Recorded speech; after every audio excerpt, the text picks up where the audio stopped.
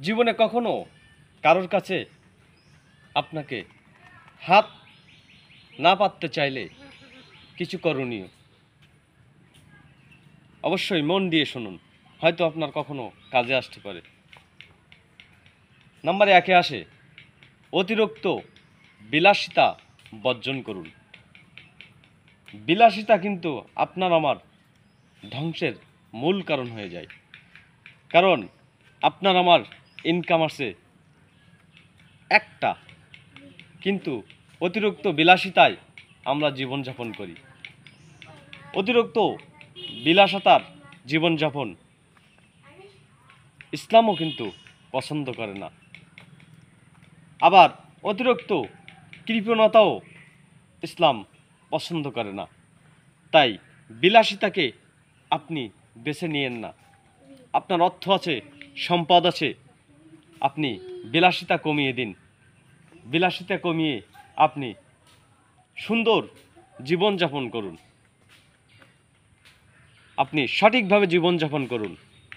আপনি একজন মানুষ, আল্লাহর বান্দা, আল্লাহর দাস, যেভাবে জীবনযাপন করেছে তাদের মতো জীবনযাপন করুন। আপনি অতিরিক্ত বিলাসিতা করতে যেয়ে রাজা বাদশার মতো চলছেন, তখন আপনি যখনই বিলাসিতা শুরু করবেন, আপনার এমন এক সময় আসবে, হয়তো বিলাসিতার দিন শেষ হয়ে গেলে আর তখনই আপনার অন্যের কাছে হাত পাততে হবে। এমনকি প্রথম জীবনে কি শেষ জীবনে এক সময় না এক সময় আপনাকে অন্যের কাছে হাত পাততে হবে, আর সেই হাত পাতাটাই আপনার জন্য অনেক কঠিন হয়ে যাবে। নাম্বার 2, প্রয়োজন না হলে ঋণ করবেন না। আপনার প্রয়োজন নেই টাকার, ঋণ করবেন না। প্রয়োজন না হলে আপনি ঋণ করে কেন অন্য কাজে লাগাবেন? অনেক সময় কি হয়, আমার প্রয়োজন নেই, এই জিনিসটা আমার একটা হলে যথেষ্ট। আপনি ঋণ করে অনেক কিছু করলেন, ঋণ করে গাড়ি বাড়ি সম্পদ অনেক কিছু বানিয়ে গেলেন। যখন আপনার আমার মৃত্যু আসবে, ওই ঋণ কিন্তু আপনার আমার সন্তান হয়তোবা না শোধ করতে পারে। এজন্য অতিরিক্ত ঋণ করবেন না। আর ঋণ যখনই করবেন তখন কিন্তু আপনি ধরা খেয়ে যাবেন।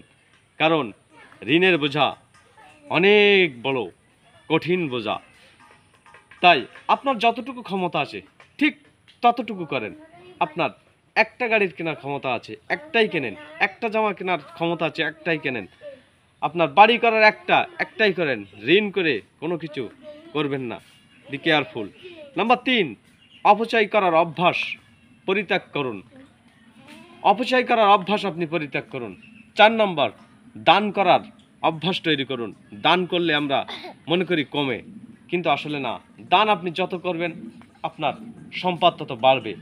আল্লাহ তাআলার কাছে আপনি আমি ভালো থাকবো।